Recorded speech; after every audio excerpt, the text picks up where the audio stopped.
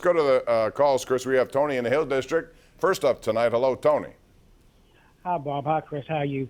I just want to ask you guys a question of what you think. I see a lot of these NFL players with all these like necklaces and chains and stuff on and how thick they are.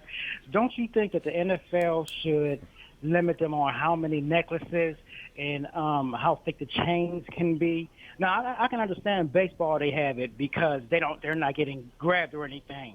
But don't you think like if one of them gets horse collared or something, can't that be a choking hazardous? Don't you think the NFL should do something about that? Well, I mean, they have the turnover chain. That's a pretty big chain right there if you look at some of the colleges. And I don't know. They must have rules for something. I'm not aware of them. Didn't Michael Crabtree get his chain ripped off? Was it Aqib Talib or Marcus Peters or whoever it was? I mean, those chains will break. These guys are very strong. Also, do we really need the league that fines players like $5,000 a rip when they put something on their cleats in Sharpie marker to honor like a fallen friend? Do we really need that league to impose more measures on what these guys can and cannot do with their uniforms on game day? I mean, come on. The last thing I want to do is empower Roger Goodell in the NFL. As a guy who went to Catholic school for 12 years and had to wear school uniforms, the last thing I want to do is empower them to have even more control over what gets worn on game day. We have a tweet here that's signed to both you and me, Chris. It's from BS. Interesting. He says, is there any video of Juju going up the crates or just down the last three? Because all we saw was down the last three. I guess he's implying it was staged. I don't know that. Did you see a complete video or just the one I saw? No, I didn't see a complete video. And now let the conspiracy theories begin. I mean, if he only went, you know what's sad about this? I've watched enough of these Milk Crate Challenge videos to say that if he only got up there on like the last three and walked down that way and like pretended to be wobbling, it's probably significantly safer than these people that get to the top of the pyramid and then get absolutely broke. Oh. But then it's like if you're going to do the Milk Crate Challenge, but you're only going to do it for clout and you're not actually going to do it, then you should get ripped from the social media perspective, because then you really are putting out a false bill of goods. I want to see the full video. I want to see it. Now, I bet he did actually do it. He's a pro athlete, but I want to see the full video, because now this looks suspicious to me, Bob. The hardest part is getting to the top and then making your way from the one side to the other is the most difficult part of it. And you're exactly right. He cut out the hard part there. I think tweeter BS might be onto something here. And I think that this video may, in fact, be BS. We'll find out. I'm sure there'll be a response coming. Let's go out to Joe in Greensburg, who has a thought about this. Hey, Joe. Yeah, I think what he did is ridiculous. The reason why I'm calling, though, is how many quarterbacks do you think they'll keep? Well, they're going to keep the three. Haskins will be third behind Rudolph, behind Ben.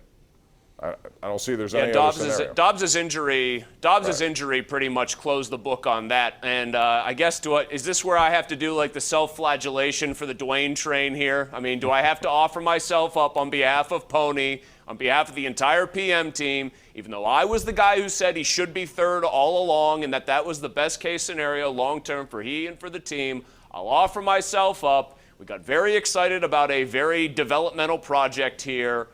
Sue us if you want to. He stunk against the Panthers. What else do you want me to say? You know, it's funny, the interception, which was behind Derek Watt the other night. So I'm in the bathroom. Charlie's there too, and Steve Smith walks in. And we start talking about that. And he said, that's one of the reasons why he is no longer in Washington. Smith roasted him. I'll tell you this because of some. He did that on the air? I didn't know that. He told us that in the bathroom. So I'll give you a full disclosure here, Bob, and I apologize, but because of certain rules with NFL Game Pass and some things at the station, we had to go with the Panthers' calls on the show today. Steve Smith roasted him on the Carolina broadcast and used that exact line that he gave to you and Charlie. He said that's why he's no longer in Washington.